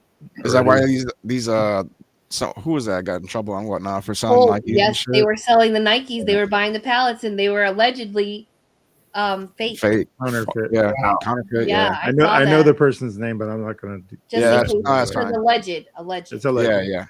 Yeah. But and that's happened to a couple resellers on Whatnot. Like I feel like they get so big, and there's a couple people I don't know their names. Well, inventory, like you said, you need a lot of it. Whatnot. So if you're buying in bulk, are you really checks and balancing what you're buying? And then, how easy is it to sell a Sanrio knockoff? It's very easy. Kawhi plush is very easy to sell as a knockoff. Same thing with Nikes and Jordans. You ever watch those videos of people go to those conventions and they bring up their shoes and the girl's like sniffing it, touching it. She's like, these are fake. She knows in 2 seconds. Yeah, they're like licking the soles. Yeah, these are. Yes. It doesn't taste vintage to me. It was this ain't right. One came across my For You page the other day, and it was a Baskin Robbins collab. I don't know which basketball player it was, but it was one, and it came in like the cylinder tube. She took it off. She popped the top. She's like, okay, the box is fake. She's like lifting up the tongue of the sneaker, smelling it, touching the laces. She said the shoes are fake, but the shoes are real, but the box is fake. Just by the few things that she did, I was like, huh? And then she knew that because of this, and this is why they were authentic.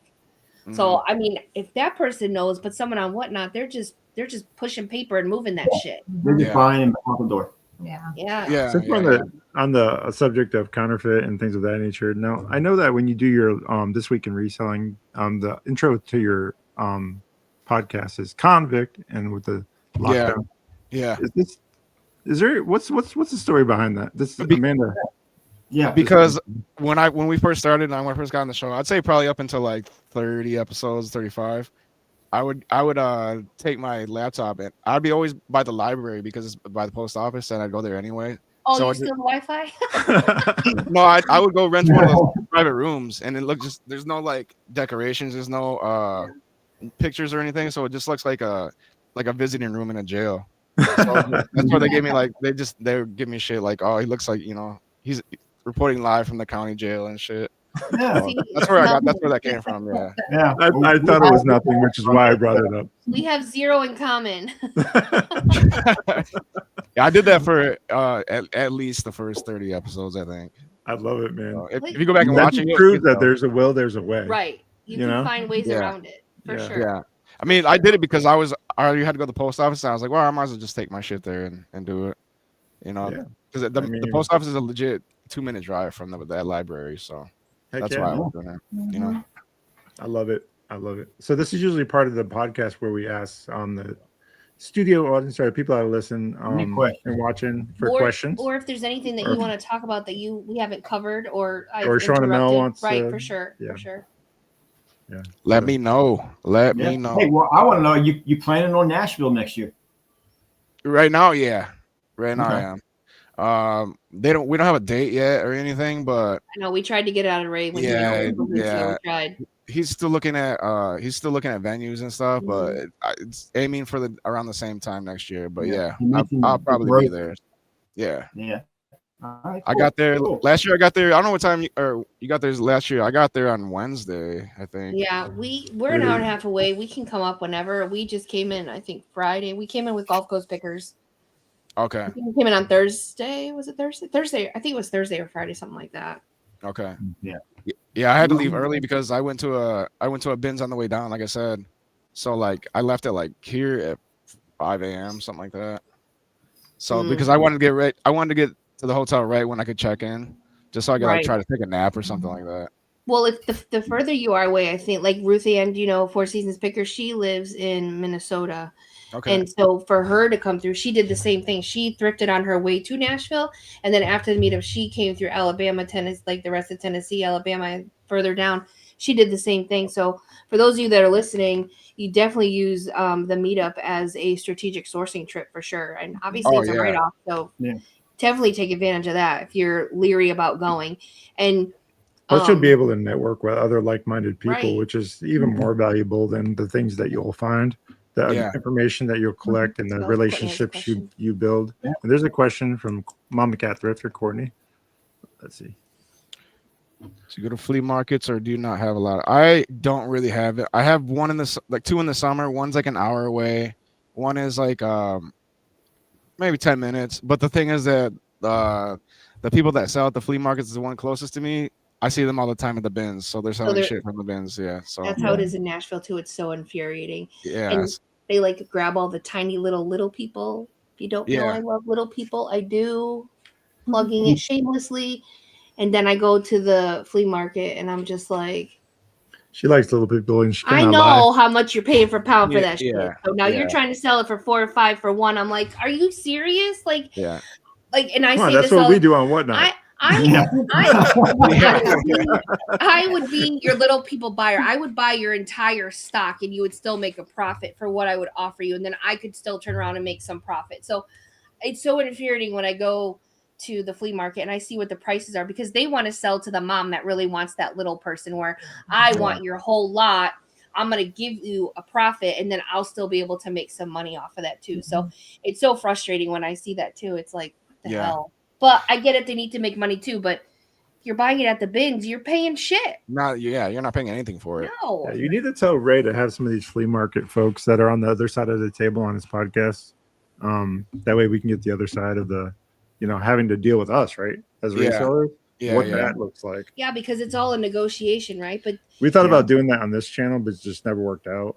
So it's a good idea, and it might be something that you can kind of see the other side of what that looks like, because they're resellers too. When you really think about it, they're no different than us. And their sourcing is quite similar, because we see them.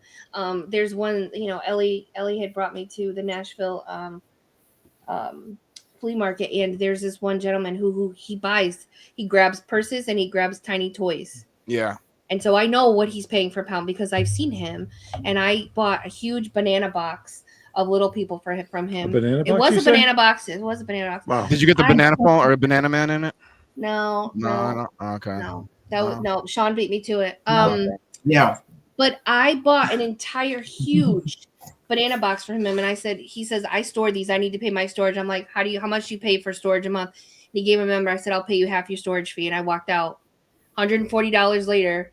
And inside that box, Bob had found a little person, a rare one. It was a panda, and I sold it on Whatnot for $52. So I'd already paid a quarter with that one sale of the entire box. Yeah, it wasn't very big. It was like maybe this big. That little panda. I mean, my point is he wouldn't have gotten $140 from somebody else. Right. Yeah. So I think in those situations, as a flea market seller, if you're listening at some point, if you're able to buy in bulk and make a profit, why not try it? Do it. See what, because you just never know. You just never know. I was just going to mention that. I think you said something on the podcast about there being a few of those rare little people. I don't know which ones, but I thought you said something about that. But how many are there? Well, so when I was on your podcast, I was talking about the clip clops, and right now little people have skyrocketed. We've been selling little people since 2023. Since we've been on Whatnot. But clip clops, they're the ones that are they're like the princesses sitting on the horse, and they literally clip clop down like a bridge. Okay. And people are selling them for crazy, and they're also selling the castles for like hundreds of dollars. It's ridiculous. Now, if I have them in my show, I start them at $15, $20. Mine don't get bid up to more than $25, which is way more than I should get for it. But there's people out there that are putting them for a lot higher than that. Some of the vintage ones are harder to find. They'll go like the Cinderella before she became a princess and she was in her like house cleaning stuff. Yeah. That one is a hard one to find. The fairy godmother sometimes is a hard one to find. Cruella de Vil, she's a hard one to find. So there's just certain ones that are very sought after. Lion King, Simba, a lot of the sidekicks. What's the other one? Baloo. What's his name? Mowgli from Jungle Book. Yes, thank you. So those ones, the ones that are harder to find that they didn't make a lot of, you can find them, but sometimes people are willing to let them go. And there's a little chunky one that's nondescript. You would never know it by looking at it, but she's pregnant. Oh yeah, there's a pregnant one. She's sought after. Yeah, she's got an ice cream cone in her one hand. She's got a purple top on, and she's got a small little showing belly. A lot of people have been asking. We didn't even know we had her one night. We had like 4 of them, and I sold them all. I didn't even know. We still are learning. Yeah. I mean, I feel like you're always learning until you want to stop doing this, For sure. I mean, but it's like with anything. I will put a set of stairs up, and they all run for $3 starts, and I will put the most random ones up there, and what I think they're gonna grab versus what they do grab. I'm like, you really want $9 for that? Okay, fight for it, whatever. Yeah. But it's important to them for whatever reason. They might be completing a set and you don't know, right? You guys want to fight to the death. You want it to the death. Whatnot. That's whatnot life. And social media reselling is the future. Static listing will never go anywhere. I think it'll always be a place for it. But I think social media reselling and Ray and I are like-minded in this regard. I know that the Nashville Flipper feels that way too. So Sean. Do any of you do eBay Live or no? Not yet. Ray said he's going to do that, right? You have to kiss the ring to do that. I don't know how Ray's getting it done, man. Because I see now it's on the homepage. I can see people live, but I don't know. I get a lot of updates of say this is going live. This is going live. I have not never checked into it. Yeah, the longest beta in history. Yeah, seriously though. No joke. I don't know if I could do another live platform, and I say this to say because I have building the communities. Well, it's not so much that because we did it on we both have done it on Whatnot separately and together. That is true. We both have our own selling platforms as well as we sell together on Rocket City. But I have a very strong love-hate relationship with Whatnot because I feel like Whatnot has become the yard sale, the modern day yard sale, and people are coming and asking for stuff for nothing. Yeah. And I think what people forget as a buyer that there's fees and everything, right? And even when you go to someone's house, there's value in the time that it took them to get it, to put it out and all that shit, right? So for me as a seller on Whatnot to say, hey, I paid $3 for this, I'm going to charge you $7 because charging you $7, I may break even after fees. And someone's like, oh, could I have it for $4? And you're like, no.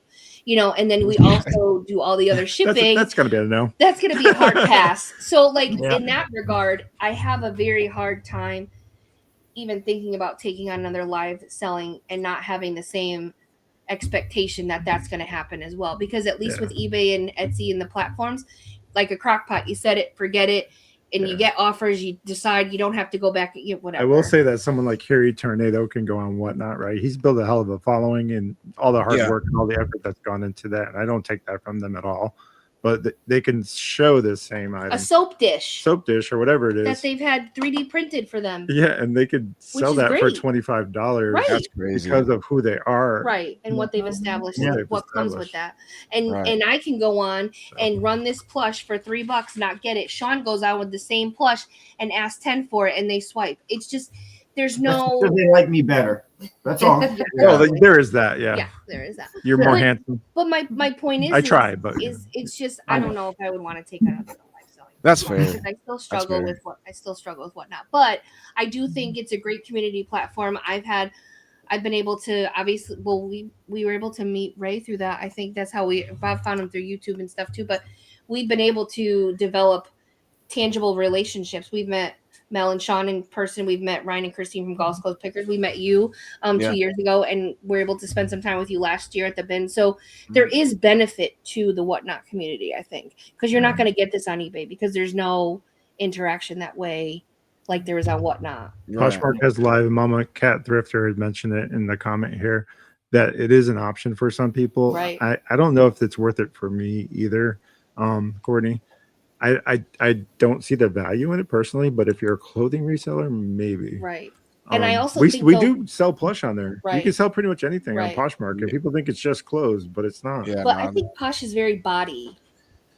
So Yeah, I would body be centric. concerned about that. Yeah, body If you know what I centric. mean, like bots meaning Oh, it body just, like that's that. what I mean. Yeah. Like it, that's I'm what like I body mean. positive. No, Yeah, like, I'm in. no, like you get inundated with bots, you know, like people Yeah, like yeah. sharing your shit. So I feel like, is it really authentic or not? That's what I mean by that. Sorry. I have words for everything. I don't know anybody that's done well on Posh Live. Not that I'm I know. sure there are folks out there, and if I'm sure, if you're a Posh ambassador and you're doing lives and you're doing well, Leave I'd love comments, to. let us know. I mean, I'd love to have an interview with someone like that just to kind of see what that workflow is like and what that story is about, because I think there's value in that story, because I've yet to see that. So, but I think it's like anything, with whatever you put into is what you're gonna get out of that it. is true. So I just yeah, it's a hard no for me, Brenden. I'm gonna just stick with Whatnot. That's fair. So you have two wolves that live inside you. I'll leave you with this before we break for the day. You have two wolves that live inside you. Which one lives? Call it joy, call it darkness. Which one lives, Brenden? Two wolves? Is that what you said? Yeah, two wolves inside you, right? Okay. Right. They're both trying to live. Which one lives? The joy or the darkness? I think the joy, because if it was the other one, I wouldn't be able to do stuff like this. I'd be like, fuck that. So that you're right, but it's the one you feed is the one that wins. So I'll leave you with that. Just remember, whatever you're feeding is what is driving you. So you can choose. You can make that choice daily. So just remember. He's old, so I don't know what he's saying. Like, I'm telling you that you have a choice to make every day, right? That sounds like a Native Tony Robbins. Native American tale or something like that. Right? Yeah. Wilford Brimley over here. Yeah. He's writing a book. It's coming out next year on Whatnot. Yeah, it's going to be about the success and failure. And there's wisdom in failing and failing fast and failing forward. So there you go. I think you should ever be afraid to make mistakes, because those are what It's give you called success. growth. That's how you learn. For sure. Growth is painful. And for anybody that tells you that they don't struggle, they're full of shit. Yeah. Everybody does. Yeah. Everybody fucking falls on their face. Hell yeah. You know, everybody does. Those that own it are the ones that are most successful, because it comes. And when you're a new seller, Self-dumping. when you're a new seller, brand new, you're going to fall on your face a lot, because you're going to go out there and you're going to grab every damn thing you can find, because you've watched everybody's videos. You see it sell, but what you don't see is they may have bought it, and that shit's been sitting there for 9 2 months, years. and then it finally Right. sells, and you're like, oh, I'm going to go buy it all, and that shit's now sitting in your freaking inventory for years, because you get excited as a new reseller. So yeah. The first time I bought clothing, I think it was like, I don't remember when it was. I think it was probably when I started, like 2019, and I didn't know exactly how sell-through rate worked. And I grabbed all this shit and I was like, oh, this shit's fire. And it fucking took me like three years to sell all that Should shit. have lit it on fire. You would have been. Yeah. I was probably making insurance money. I was probably making like $5 or $6 a shirt. I was like, I don't know, but that's how you learn, though. Do you remember your first sale, that first cha-ching? I don't. You don't? No. I know mine. He knows his. It burned his ass. He was so pissed, but it was a good one. Yeah. So my first one was on Macari. We broke our teeth on Macari. That's how we got into started reselling. selling on Macari before him. She did. Okay. But then Plush took off. Anyways, what I sold was Clarabelle from Disney. I don't know if you're familiar with the cow. Okay. It's an old school like Disney and Friends original. And I sold it for like 100. Like Steamboat Willie days. Yeah, Steamboat Willie days. Clarabelle. Yeah. Like I sold it for $145 on Macari. His first sale. My first sale, I get flagged by Macari. They're like, "You're a scammer. You're this, they're that." I had to verify myself, verify my account. I was like, I'm in. I got my first sale. I'm in. $45. I'm minted. I kissed the ring. He was like, you didn't have to do this shit. Now, mind you, I was selling Vera Bradley, so my highest listing was like $45. Yeah. For something new with a tag. And he was like, you didn't have to do this. I'm like, because I didn't sell one thing for $150, which shit like that didn't happen. When you break the gate like that, right out of the gate, it's hard to look back and be like, should I not be a reseller? It just makes you want it more. Oh yeah. That cha-ching is addicting. So. He was like, why am I being punished? I'm like, you're not why are you smiting me? I can't remember. Did they give you a listing limit on Macari when you first started? They did. Yes. That's what I thought. Okay. Yep. It was like 100 items. It didn't take as long to either one of us to break through that, but that was when Macari was good though. Yeah. So yeah. We've gone many months with only having like 5 sales, but the other day we got a sale and Bob's like, holy shit, one person ordered 20 plush from us. And I think it's the same person that did it last year too. I'll have to look back, but they wanted 20 plush, didn't ask for a discount, put it all together for $280 plus shipping. Damn. And it's all, guess what? It was all Walmart branded plush. So don't sleep on Walmart plush. That way to celebrate that. Start Create Imagine. Were they like exclusives or something like that, or just regular stuff? No, and what's funny is there was one item out of the all 20 that we didn't have it. We must have sold it, not realizing it. It didn't come off. It happens. And so Bob said, hey, there's one thing we can't fulfill. We don't want to cancel your order. Can you please go in our shop and pick anything you want and we'll just send it to you? He randomly had just listed a cow and it was a Walmart cow. And the person's like, oh, I didn't notice this in the shop before. I'll take that. It must be new. I would have picked the Eden that's worth 200 personally. But literally listed it 2 days ago. And it was this cow this big and it was Walmart tagged. And they were like, I want that. And I was like, sold. I was like, that sounds good to me. So this is why I say this. So Walmart is good plush. People identify it because I think, well, I say this because I think people resonate with something that is cost effective, right? So they had this as a child and it's still around. The price point is what it is and it means something. So they pick it up. And we just so happen, some of it's not bad plush feeling either. Like it's good quality. Yeah, some of the vintage Walmart. I mean, good. You know, you just never know what people are looking for. So in this case, it paid off. But I just think it's funny. But that's the one order we had probably in the last 3 weeks. Yeah. Because it's just fallen off the side of the earth. I don't know what the deal is with Macari, other than the CEO. Do better, Macari. Yeah. It's been like that for a while. A couple months now. Yeah, at least 6+ months it's been garbage for us. And if Macari people are listening, do better. Please fix it. Figure out your CEO. Figure out your USPS. Figure out your fees for sellers because it's bullshit. I was saying the other day, or I don't remember when I said it a couple weeks ago on Macari, I was like, they don't even know if they want to be in business or not. Right. Because they keep fucking shit up all the time. Right. All the time. They had a gold mine. And you know they what's had really a gold frustrating mine too? and they let greed get in the way. Macari, and I wonder if you have this problem with Vendu because we did. They're constantly updating and fixing their app that they have connectivity issues with the cross lister. Yeah. So that's super frustrating because we also have that problem with Nifty, and it's Macari's problem, not Nifty's problem, not Vendu's problem. Macari is doing something that they just don't need to be doing because it's fucking it all up. Yeah, but we can go on and on about Macari. Sorry. This is getting long, and I want to be respectful of everybody's time. We're good. Brenden, what's next for you? I want to talk about that. Where can people find you on social? Where can they find you for all the things like your videos, where you review stuff, things of that nature? So immediately following this, I'm gonna go have a bowl of ice cream. Hell yeah! And then probably regret my life. Tradition for me. But, yeah. But then I'm you can find me at Big Time Flips on everywhere. I'm on Facebook, TikTok, Instagram.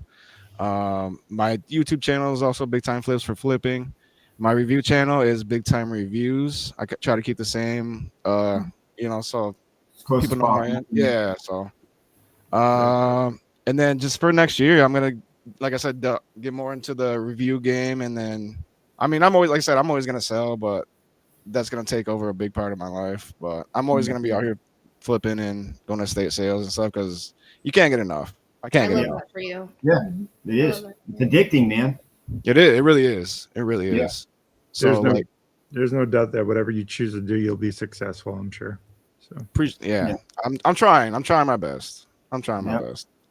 So what about you guys? What about you guys have a plan for 2026? There's some news that we're going to release probably next podcast. Okay. So be on the lookout for that. It's a little bit of a secret right now. Okay. So but we got big plans it's for a pocket placeholder, but it's not for too long. Not for long. So we're gonna let the anticipation build a little bit. I think for me, like personally on the reselling side, I think I want to have a more structured day, and I want to be able to have more of a life work balance. I want to have business hours because I feel like I I admire the hustle and I love it. I really do. But I think I could have more value if I did less. Right. If that makes sense. Yeah, I got Quality. it. Yeah, quality over quantity. You know, I've been grinding this out for going on 4 years now, and I know what I'm capable of, and I know God knows what I'm capable of, and I know that I'm capable of so much more, but I don't know if it involves reselling. I think there's other things that I could be doing that are more beneficial and rewarding for me. Not that I'm giving this up, but I think I just need to strategically, intentionally separate those things. I'm going to defer to the West Virginia Panhandle Pickers for what they got to look forward to for next year. Well, we're going to continue reselling because we love it. I got to get out of my 9 to 5. We had a business for 17 years. We lost it with COVID. I hate working for somebody. So that's the driving force behind getting back to where it was, because it was the freedom. We raised our kids from home. Nobody else raised our children. We're starting an apparel company. January, we're launching our t-shirt apparel company called Be the Thread. I've been waiting for years to get my trademark because it's back and forth with nitpicking on every little thing about a trademark. So we finally got the final approvals. We're launching it. We're going to help vets with that t-shirt learn how to resell. Nice. I've been talking with veterans who come back from overseas. They can't establish in a work environment because of triggers for PTSD, etc. They can't feel like they're contributing to their family. So what we're doing with this brand is we're going to I want to travel as much as I can to try to set up events to teach vets how to sell at home, feel like they're contributing, talking to a lot of them and getting feedback. I think we'll play a big mind game with them of suicidal rates because they feel like they're contributing to their family. So that's sense of purpose. Yeah. That's the big thing we're doing now that we're looking to launch, is something I've had in the works for a while now. So I love my vets. I love my military. So that's me giving back. And if I can help them do that, that's where my heart lies right now. And reselling will still be here, of course, because we love it. But that's the big news we've got for January. So that's an awesome cause, though. That's awesome. Yeah. What about Mel? What about you? Yeah. I'm here to support whatever he, I'm kind of like, But I want to make sure she's okay with me doing that as well. That's the big thing. It's because we're a team. We're a partner. We've been, together for 25 years. So I ping everything off of her, and she'll slap me upside the back of the head and be like, what are you thinking? He's got ideas that I don't. Because I'm always my mind's always working. When you're working for yourself, you're always working. Hey, how can I make it better? How can I get away from the 9 to 5? And Brenden, grind and hustle is real. But I don't mind doing it, and that's the problem. I think I've got into a slump because I'm working for somebody else, and it's taking my time, and I'm not happy. So you come home dealing with that stress, you don't feel like going right into this all the time, and that's what sucks, because this is what we want to do full time again. And it's just it's hard being the yes person, the yes man, the yes woman, and sometimes it's okay to just be like no. Recognizing that and addressing it is powerful. Yeah, it's freedom for you. Those boundaries are very important. And Brenden, we started off talking about freedom and why you do this, and this is a good probably jump point where we can go ahead and end it here. But the freedom that you're going to get from that, Sean, is what I think Brenden was talking about earlier. It correlates for sure. And I think over the money itself, that'll work itself out with the hard work. Freedom, the goal of the freedom. We were much happier when we had our own business. Might have been more stressful when you all eggs are in one basket and you're running a business. But it was the freedom of, I can go to vacation whenever I want. I don't have to answer to nobody but myself. And if I'm not making the business, I need to look in the mirror and realize my ass needs to pick it up. So you can work hard for somebody and never get rewarded, but you work hard for yourself, you can get rewarded. So that's great. That's great advice and a great way to look at it for sure. Well, Brenden, we want to thank you for being on the podcast as always. You're always welcome back anytime. We want to just remind people, if you can't be good at it. We'll get you on the next one. Hey, Brenden, stick around. We want to talk to you behind the scenes, but we're going to go ahead and get off here for tonight. Appreciate you guys for having me on. Appreciate that. Always, man. Appreciate you, bro. Love you guys. All right.